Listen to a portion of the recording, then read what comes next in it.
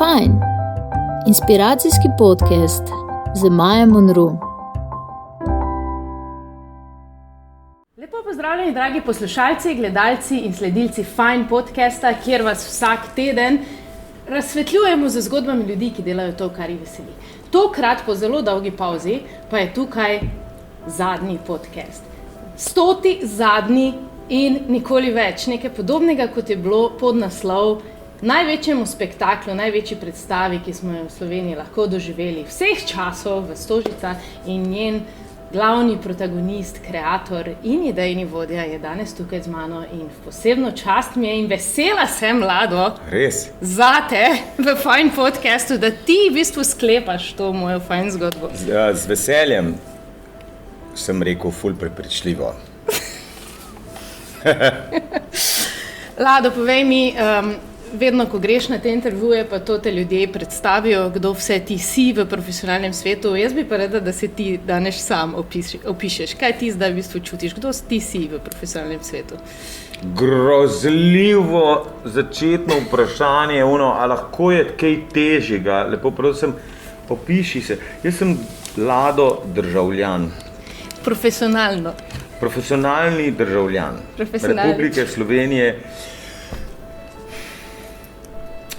Če bi res si želel brskati po sebi in poskušal razložiti to, kar me sprašuješ, torej, kdo jaz sem,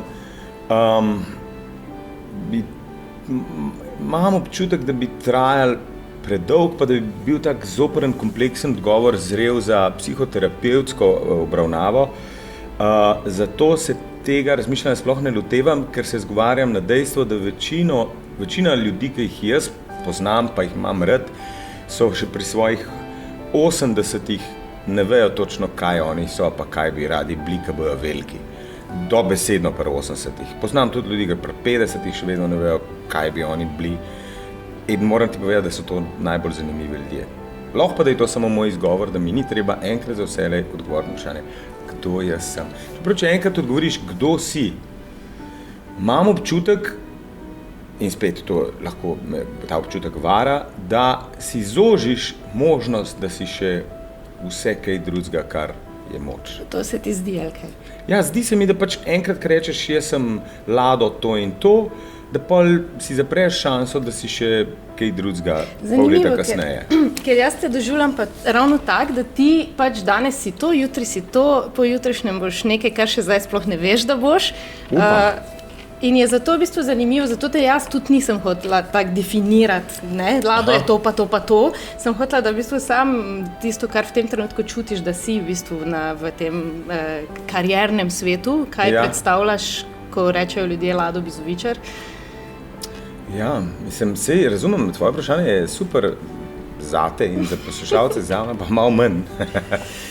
Ampak vem, kaj misliš, ja, lepo. No, ampak recimo, kaj pa kot otrok, ne? Jaz sem o tebi slišala razne zgodbe od tvojih sošolcev, bivših in tako naprej. Bil si vedno glasen otrok. A res? In si se upiral na zelo domiseln način sistemu. Recimo, da je to informacija, ki je prišla do mene. Ne? Zdaj pa jaz pri tebi preverjam, če lahko vseeno greš zdaj malo v vase. Dobro. In svoj spomin. Kakšen otrok si bil in ali ti je takrat bilo jasno, da boš tako razleten po celi slovenski sceni in javnosti? Obstajajo različna obdobja. Ne? Moji prvi spomini so, da sem se opisoval, da jaz bom pa arheolog in avtomehanik. Zakaj? Zato, ker je moj fotar zmer govoril, da avtomehanik ima pa dosti denarja. Zato, ker mu zmer cinšpulo zaračunajo ful denarja in to so polni denarja. In to se mi zdelo seveda zanimivo, imeti dosti denarja. In arheolog pa zato, ker sem, ne vem, gledal neko dokumentarno oddajo ali kaj, kjer sem videl te ljudi, ki s čopiči kosti ven brskajo in sestavljajo neke zgodovinske zgodbe in to se mi je zdelo ful pomembno. Ukvarjal sem se tudi s tem, da bi rad bil nekaj za National Geographic, to je najbrž že malo kasneje, tam drugi, tretji razred. Pol kasneje pa se mi pa zdi, da nekje sem pa dobil občutek, na enem, mislim, da šolskem izletu je en moj sošolc rekel, ne vem, v kakšnem stanju je že bilo, ampak je rekel, hej, folk, samo da veste, on bo pa tako na naslednji 100 an hour, kar nisem vedel, zdaj me hoče užaliti. Že takrat. A veš, kaj si rekla? Ampak on je bil frajer takrat. Ne, mislim, 100 an hour Priznava. 100 an hour ni bil nikoli frajer. Ampak je pa bil, je pa delal v enem momentu velike. Ne morem verjeti, da sem začel s 100 an hourjem. Poanta je bila v tem, da je moj sošolc imel občutek, da bom razvpit, recimo tako. Ja. In zgleda je imel prav. Se pa spomnim, da v enem momentu sem približno vedel, da bom zagotovo delal v medijih, ker se mi zdelo, da dopuščajo možnost nekonsistentnosti, v smislu tega, da lahko v danem momentu počneš ali pa v različnih momentih v lifeu počneš različne stvari, ki pa se tičejo neke osnove. Ok, ampak to je točno to, kar si v bistvu prej mal rekel, ne? Da pač ne bi se rad definiral, zato da ti ostane odprto pač karkoli bi počel. Tako je. Ne? Kdaj pa je ta moment se zgodil, ko si pa začutil, zdaj moram pa jaz nekaj narediti, da bom šel v tej smeri. Vem, da je to zelo zgodaj, že v osnovni šoli si neka vrata in... V tistih časih je bil legendarni televizijski voditelj, urednik in sploh kreator te zabavnjaške scene Mito Trefalt in mama mi je povedala, da pač v tej bajti delajo televizijo in potem se je res potrkal, da jaz bi se rad naučil delati televizijo in eno se je to tako smešno zdaj, da sem bil, rečemo temu, rekviziter, pomočnika od rekviziterja in sem pač nosil razne kofete pa rekvizite, da so ljudje snemali tam pa tako. Ampak istočasno si vseeno uspel narediti tudi šolo, ne? Mislim, ni te... ampak veš, zakaj te to sprašujem? Ker recimo pri meni je bilo tudi vedno tako. Vedno sem iskala neke ustvarjalnosti, nisem mi dalo učiti po pouku, ne vem, ful nekih drugih zanimivih stvari, ampak imela sem pa skozi v sebi ta feeling, tudi šolo je treba narediti pač to, ne? Si ti ima tudi ta feeling, kak je pa ta, veš, odgovornostni del, poleg tega, te strasti in zabavnosti, nekih samouresničevanj že takrat. Mislim, kaj je bila šola zate? Ne vem zdaj, kaj je bila točno šola zame, je bila to samo obveza. Vem, da v prvem letniku srednje šole, če me feeling ne vara, sem manjkal 70%, pol pa vsako leto malo manj. Pa vse upravičeno, ne? Vse upravičeno, imel sem vse statuse, ki si jih da dobiti, od športnika do vozača, ne vem kva vse. Samo zato, ni mi bilo zgleda zdaj nujno biti v šoli, če se da toliko enih stvari še početi pa raziskati. Ampak bolj kot na šolo sem bil pa navezan na profesorje. Profesori so, jaz znam našteti veliko večino vseh svojih učiteljev čez life, vključno z vzgojiteljicami v vrtcu, in na vse imam, ali pa na veliko večino imam izjemno prijetne spomine ali pa feeling hvaležnosti, zato ker so, mogoče še sami ne vejo, koliko zelo pomembno so oblikovali mene. Ne vem, prav, to se mi zdi tako neverjetno, taka škoda, da se ljudje ne spomnijo svojih učiteljev.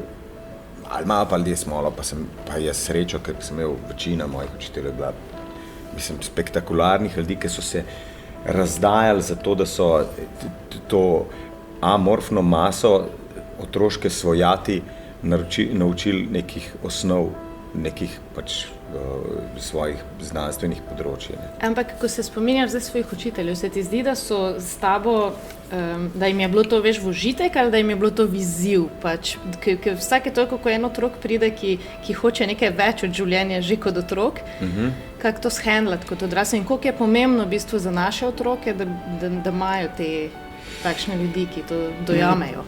Ja, ne vem, če bi moje profesori spraševali vprašanje, kako so mene dojemali, pa ali sploh. Nisem jaz bil zdaj jaz nimam občutka, da sem bil zares glasen pa tak ekstrovertiran otrok. Jaz sem precej obratno, jaz vem, da tudi po moje to sem že razlagal. Moji sošolci so tam se frnikulali, ne vem, kako se to v tvojih krajih reče, ampak kičkali. Kako? Kičkali. Kičkali, to imate vi, ja. bogatstvo nareči. No, kičkali smo se tam, ne? In jaz sem sicer probal to, ampak nisem bil uspešen in sem raje hodil z unimi navadnimi belimi shopping vrečkami iz knjižnice. Ko sem zadal sem si, da bom prebral vse knjige v knjižnici, nisem. V osnovnošolski knjižnici, majhni, pa vendar nisem. In sem se trudil brati čim več. Mislim, pa ne zato, ker bi kaj mi hotel dokazati, ampak pač zanimivo mi je bilo. Tako da, ja, ne vem, če so me profesori videli kot enega tazga ekstrovertiranega. Spomnil se tu pa tam je kdo kaj mi prbodil, kar se mi je na veke vtisnil v spomin ali dušo. In nekateri so me tudi zaznamovali, ker spomnil se profesorce, ki mi je v osnovni šoli rekla, da ti bi moral pa pisati ali pa biti novinar.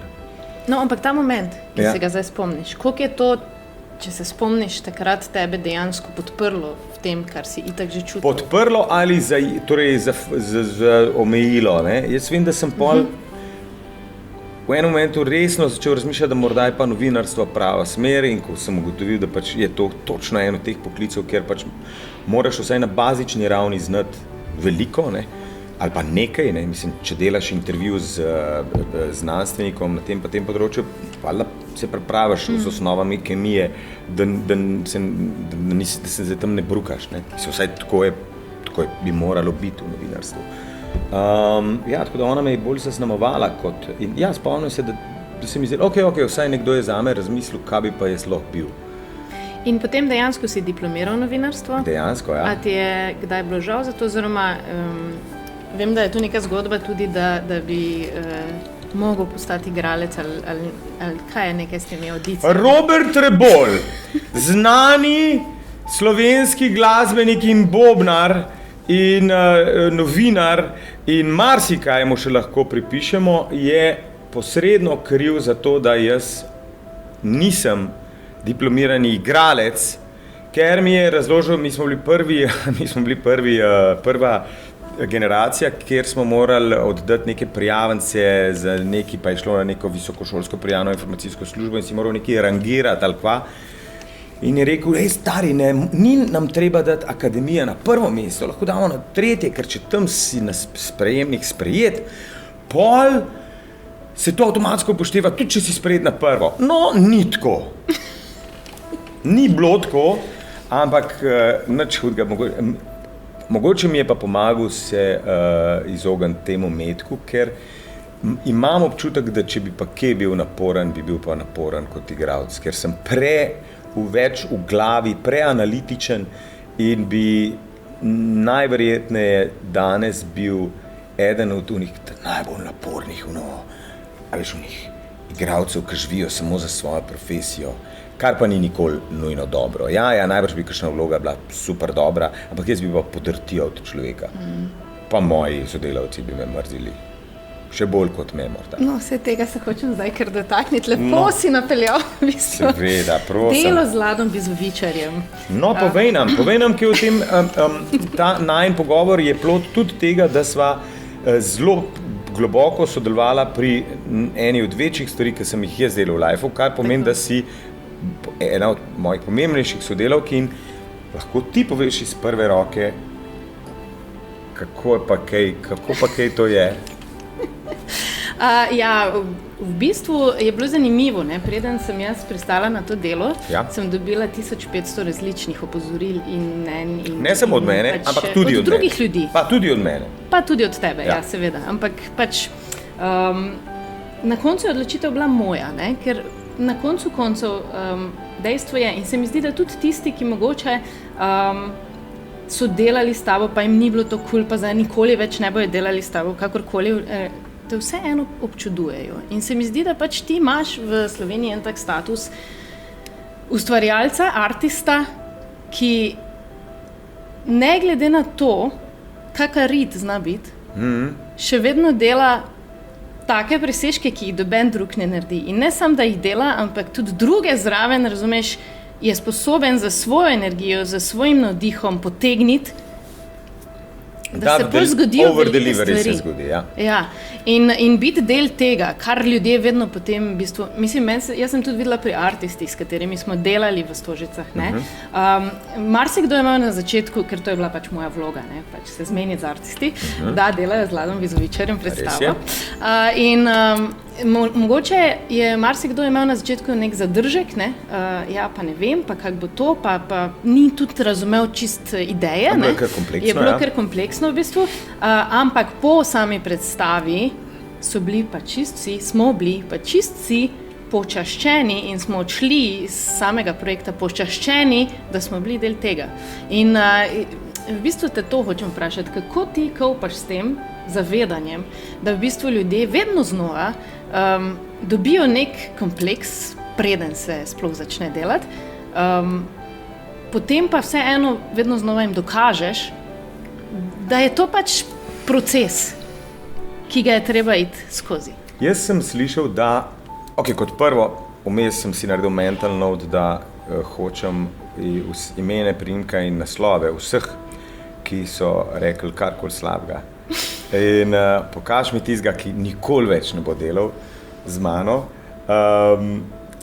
Ampak, ja, mislim, jaz sem slišal za ljudi, s katerimi je baje pa vedno užitek delati, ampak jaz pa ne poznam benga.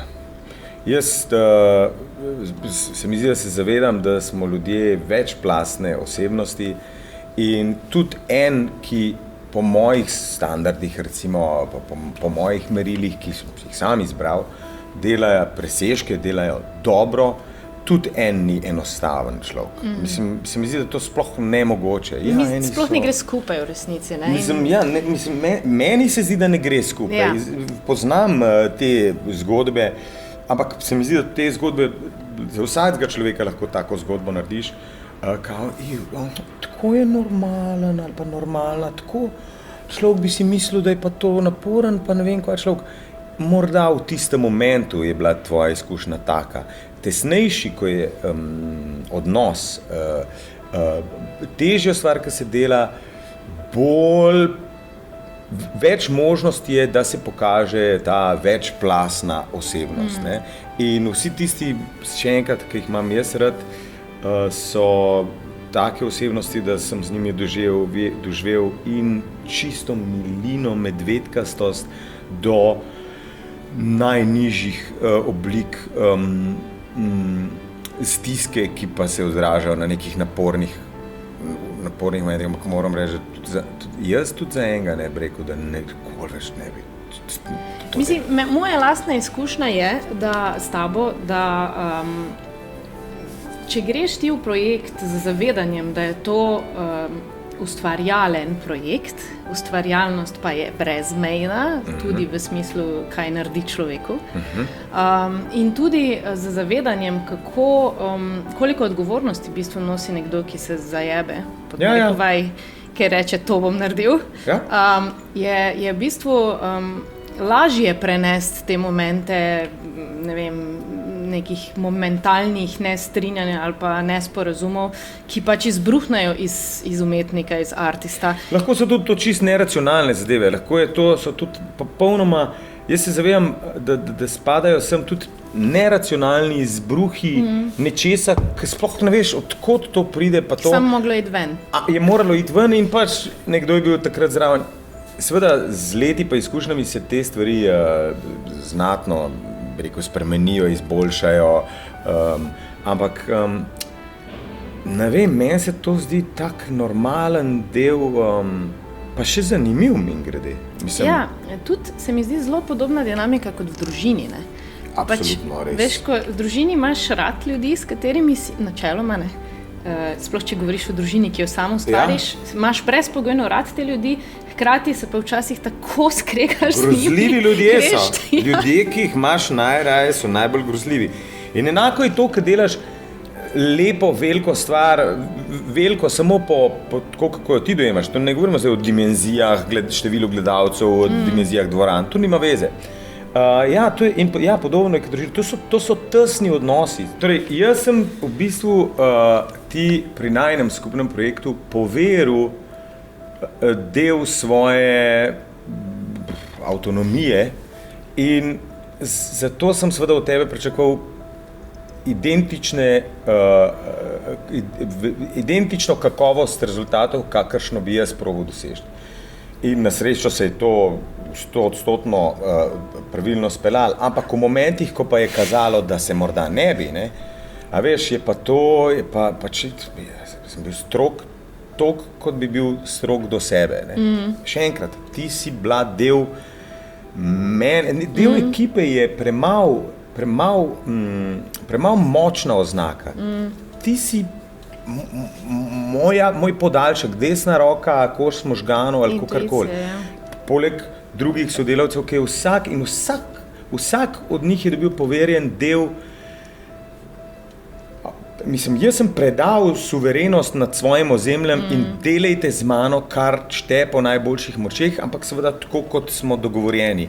Seveda je pa pri kompleksnih projektih težko dejansko vedeti, kaj smo mi dogovorjeni, zato ker nekaj v moji glavi in verbalizacija pa je včasih vprašljiva. Tudi, če jo napišeš v resnici, dogovor je na koncu, pač projekti so živa stvar, ne? In tu je fleksibilnost bistvenega pomena in ta družinski connection. Spet smo v tej družinski komunikaciji. Ja, imamo pa seveda manj časa, ne? Kljub temu, da smo skupaj delali, ne vem, recimo, mnogo mesecev, to ni toliko cajta, ko imaš v družini za vzpostaviti normalno komunikacijo. Mi moramo to hitreje in bolj intenzivno delati. In glih to je ena od odlik tega dela, ki ga pač mi počnemo. To je čar, v bistvu. Ne? Mi zelo hitro moramo formirati zelo tesne odnose, ki potem vedno razpadejo. Ne? Veš, vsakeč, ko se film snema, to smo bili kot družina, veš, ampak pa se nikoli več ne slišimo. Ker pač tako pač to bilo. Ja, ali pa če se slišimo za nek drug projekt, je že spet nekaj drugega. Popolnoma nekaj drugega. Spet znova postavlja ta connection. Imamo izkušnjo od prej, ne, veš, kaj lahko pričakuješ, niti treba več narediti researcha, v kaj se spuščaš, pa vendar se je treba zavedati, da ne bo tako, kot je bilo. Zato, ker smo vsi vmes naredili svoj giro po nekih brzicah lifea in se temu primerno spremenili. Ne, in smo spet novi ljudje. Ne. In v resnici ta rek, čustva nimajo mesta v biznisu, ne? It's only business, pa te zadeve. Ne? Ja? Ampak jaz bi rekla, da vseeno vedno so čustva prisotna. Veš, mi lahko se slepimo, da jih ni, ampak ne? Ja. Ta teza je teorija in verjamem, da se lahko aplicira v kakšnih manj računovodskih servisih. Mogoče, ne vem, lahko tudi ne, ampak zagotovo je tam potrebnih manj emocij kot tle. To se mi zdi, da so prav potrebne, da lahko en tak posel se realizira na tem področju. Jaz mislim, da naša industrijska panoga, to je rečva temu show business, je pač s tem usodno povezana in pač je malo bolj intenzivna, ampak temu primerno malo bolj zanimiva. Ampak zato je tudi kar nekaj trpljenja notranjega. Zdaj greva tja pač na ta artist del, pač ta odgovornost tvoja, hkrati povezano z nami, hkrati to, da prepustiš, da nekdo drug naredi tebe, tvoj del nekje. In istočasno pol to trpljenje, ki se zgodi, kaj pa če ne bo. Ti mi opiši, kaj je ta glavni safer vedno bil, ne zdaj sam pri Slovenski muski, ampak pri vseh projektih, ki si se jih lotil z neko strastjo, idejo, jaz bom to speljal in pol vedno pride en safer zraven. Kakšen je ta safer? Najprej deva se malo pomoditi pri besedi safer ali pa trpljenje. Ne? Ja, je včasih intenzivno, ampak a ni bolj trpeti, bolj udinjati se trpljenju zaradi v bistvu zelo trivialnih pa celo fiktivnih stvari, kot so gost bo odpovedal, ali pa jaz ne morem teksta si zapomniti, ali pa je ta komad dober ali ne, ki je v bistvu trivialno, ne? Čeprav v tistem danem momentu je to oh my god, ne? Kot da trpiš zaradi drugih namišljenih ali pa realnih problemov ne vem koga. Naslednji dan po vsakem velikem projektu sem moral že trpeti zaradi tega, ker se res še zmer nismo, pozabil sem telefon plačati, odklopili mi ga bojo ali pa nekaj. Brez veze, me zastopaš, ne? Pustimo zdaj pravo trpljenje, bolezen, tragedija, štala in general. No, kar pa se tiče vprašanja, kako sem jaz, kaj so bili glavni pain pointi v vsakem večjem ali pa manjšem podvigu, je, kaj pa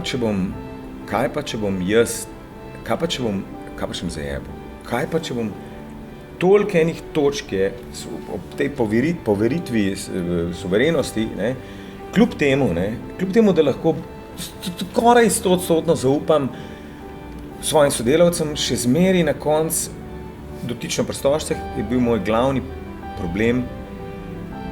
Poskušam vsem pomagati, da opravijo ta svoj del posla, ki sem jim ga poveril.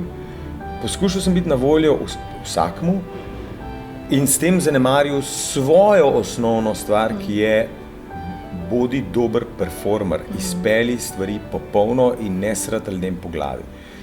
In to je pa malo dvorezen meč. S tem, da si vsakmu na voljo, pomeni, da se ukvarjaš s mikromanagementom slehernega področja. Mi dva sva se pogovarjala o gostih in njihovih tegobah. Problemčkih. Tako, na drugi strani sem imel ljudi, ki so me sprašvali o dolžini kablov, pa o nosilnosti, jaz ne vem česa.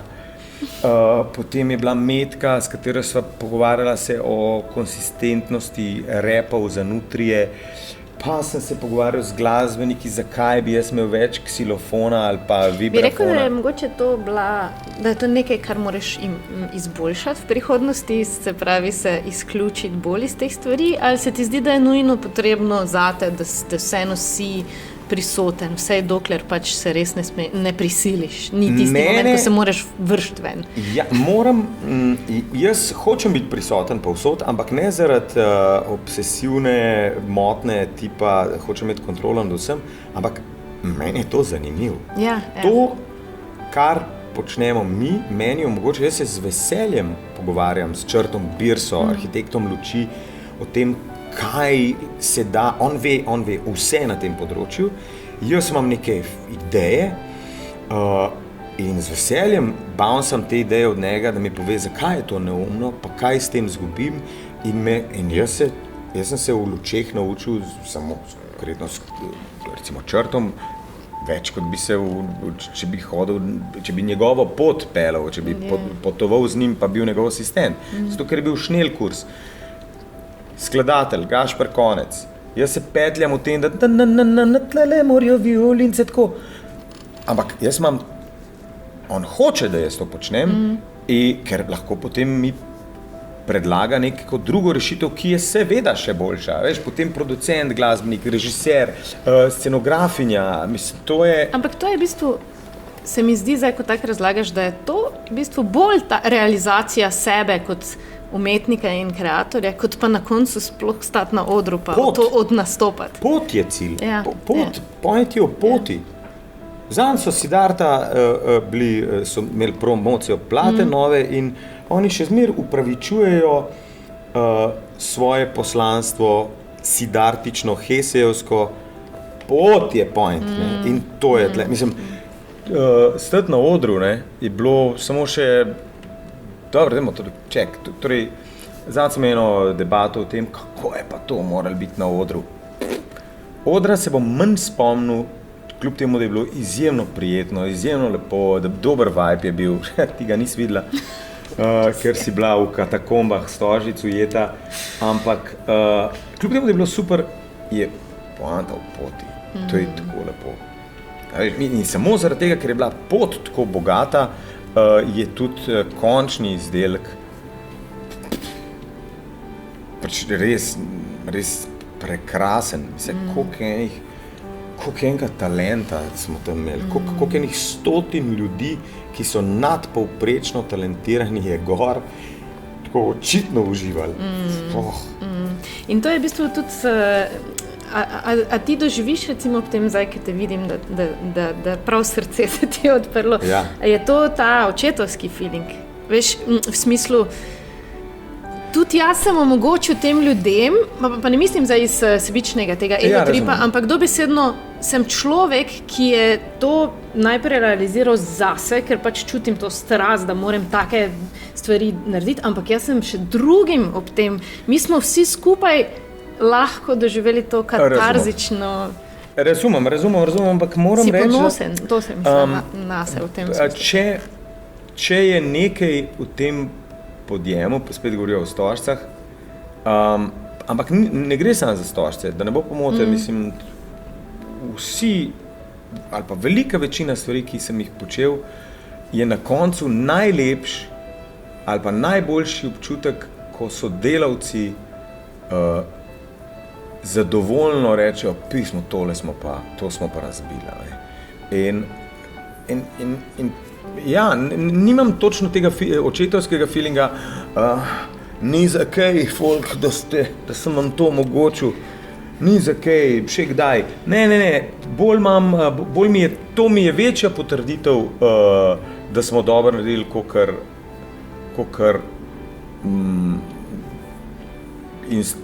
aplavz, naprimer.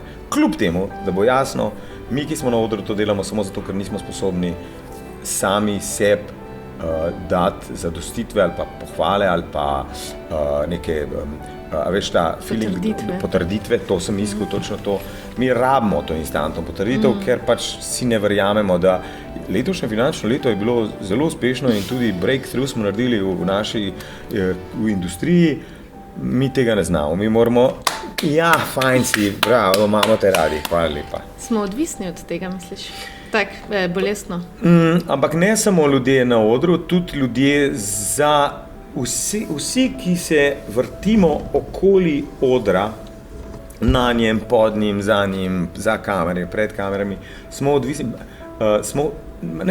odvisni od tega, ampak blazno težko je zapustiti to okolje. Mislim, z Brankom Čakarmišem, kakšen krasen sogovornik, sem v neki jamru, da mogoče je pa čas, da, veš, obesim smučke na klin, ali kako se temu reče, in se je tako ljubko začel mi režati. Je rekel, noben od nas, mislim, to rabiš nadčloveške napore, da se odlepiš od te lepljive tvorbe, ki tvori to, kar mi počnemo, gledališče, televizija, glasba, ker je pa je skoraj nemogoče. Tako da sem za nekaj časa zdaj opustil to, mogoče sem sam šel v penzijo, pa fertik. Ne verjamem, ne ti, ne jaz. Mislim, je neke vrste ekstaza, to točno tako, kot si zdaj opisal, oziroma je v bistvu Branko to opisal, jaz to isto doživljam.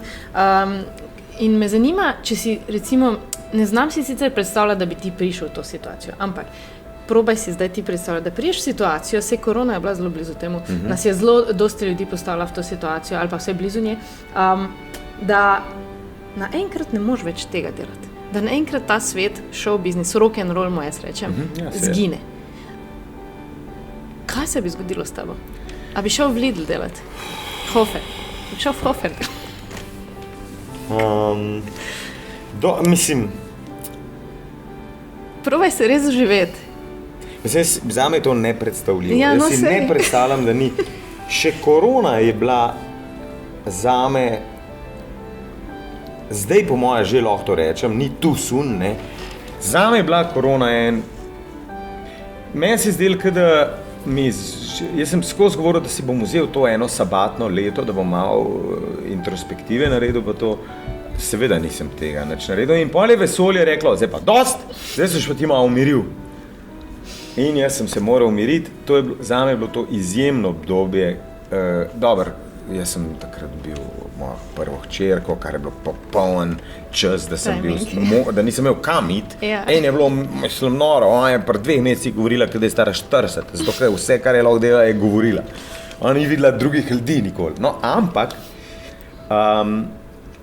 obenem je pa mi dal, kaj pa zdaj lahko? In potem smo takrat s temi mojimi norimi, blesavimi sodelavci delali virtualno predstavo, prav live, zakomplicirali smo si live, nismo posnetka, zakomplicirali smo si življenje za brez veze, ampak je bilo pa zanimivo. Bilo je čuden, bilo je naporno, tem ogromnem skladišču smo postavili studije, ločeni smo bili vsi, rifle je tam hodil, Gojkota nisem mogel niti objeti, grozen. Ampak proces je bil pa čuden, ful pa zanimiv. In jaz mislim, da če bi rock'n'roll na en način se prenehal, da bi našel način, da bi se to dal. Veš, v unem cajtu Siddharta so naredili tako krasen koncert. Mislim, tako za mene kot gledalca in poslušalca, enega boljših, ker je bil toliko drugačen, v tako čudnih pogojih je moral biti izveden. To je bilo eno zanimivo kreativno obdobje. Ja, seveda za običajen, bi rekel, ne, a veš, kako bi rekel temu, mislim, za običajen, kako se reče, day in the office je bilo pač ful naporno, ampak je bil pa zanimiv del, tako da če bi se nehal hipotetično en del rock'n'rolla, bi pač to pomenilo, da se spet to, končno se išče nekaj novega ali kaj. Ja, se v bistvu zdaj si odgovoril tudi na vprašanje v tem smislu, da to je toliko lepljivo, ne? Da se ne bi moglo končati. Ni načina, ker je preprosto toliko močno, da bojo vedno ljudje, ki bodo iskali pot do te droge. Slišim, da še med talibani so zvezde, pa oni niso fani, ne muske, ne ničesar. Ja. Da še tam imaš neke modele, ki pa iščejo neke poti, ki jih ne prepoveduje še tisti način lifea, ali kaj. Koliko je tebi, Lado, pomembno, tebi kot človeku, da imaš ljudi, ki te imajo radi ob sebi? Kdo so zdaj te ljudje, ne, je seveda vprašanje. Mislim, jaz imam res rad, da me imajo ljudje radi, ne. Ampak nočem biti zdaj nesramen, ampak mnogo manj mi pomeni, da me ima rada draga gledalka, dolgoletna, ki me spremlja in najbrž podpira, kot jutranje ljubeče valanje v posli, ki me sicer moti, ker jaz spim, ampak je pa tisto tako zelo velik vrednost. In ja, jaz imam zelo rad, jaz se skozi malo matram, mislim ne matram, jaz se skozi malo trudim, da me imajo ljudje radi in obenem, ampak se malo grdo obnašam, tako da vidim, če me imajo res radi. Ker tisti, ki me tolerirajo, tudi ker sem gnoj, tisti me imajo res radi. Torej, odvisen sem od tega. In za konec, dragi Lado, vprašanje, ki ga zelo pogosto v mojem podcastu postavim, ampak veliko različnih odgovorov dobim, zato se mi zdi to fajn, da ga v bistvu postavljam znova in znova. Ti si oče, pač imaš 2 hčerki in zanima me, kot oče razmišljaš malo drugače, ne, seveda, kaj je najpomembnejše v življenju za človeka? Kaj si se ti naučil do zdaj in kaj želiš, da tvoje hčere nesejo s sabo do odraslega sveta? Moje hčere še niso. Začnemo tako, končamo s takimi vprašanji. To je seveda odgovorno. Ne? Jaz se bojim, da nisem dovolj pameten, da bi lahko pamet solil komorkoli. Ne? Ampak, če pa razmišljam... Kaj si se ti naučil? Nič. Jaz se nič nisem naučil. Jaz ne vem, če sem se kaj naučil. Jaz ne vem, če sem se naučil karkoli drugega kot modrosti, ki sem jih 1000-krat prebral v najrazličnejših oblikah, pa jih še danes ne znam implementirati v svoj life. To pomeni,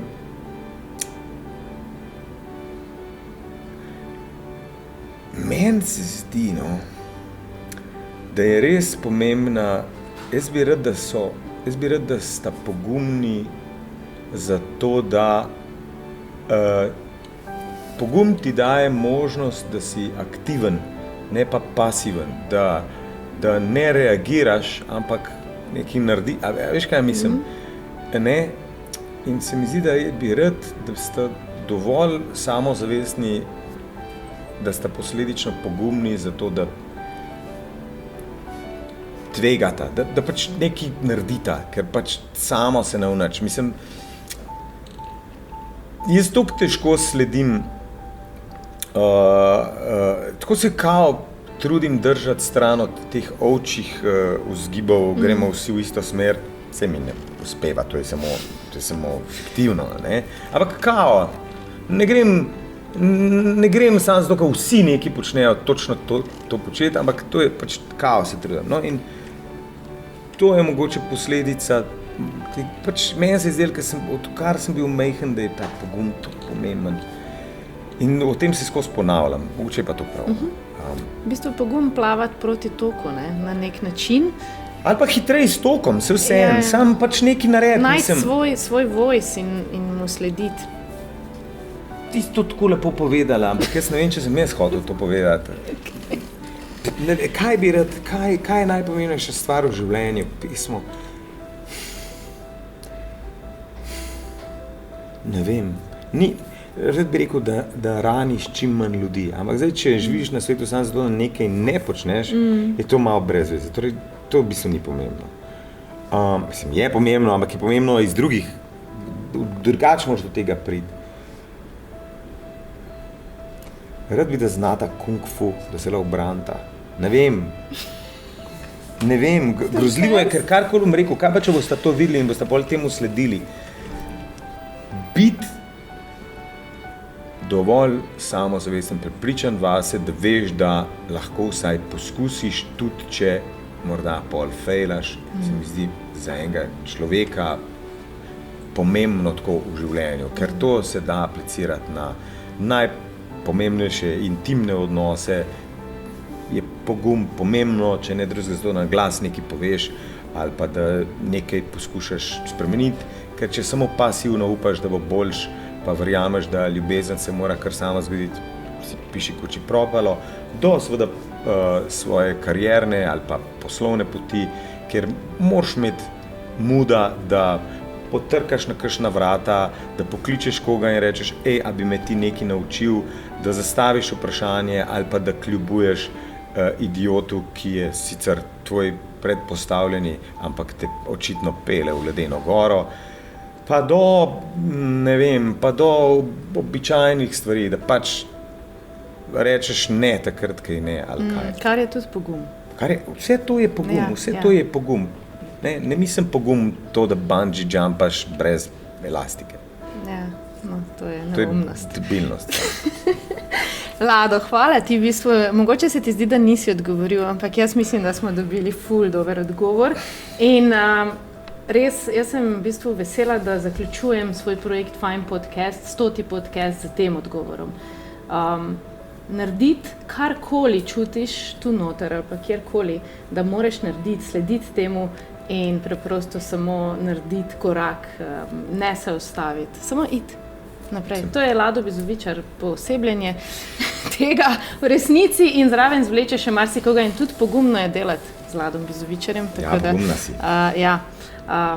To je to, dragi gledalci, sledilci, poslušalci, hvala, da ste bili z mano na moji poti Fine Podcasta in nič, bodite fajn.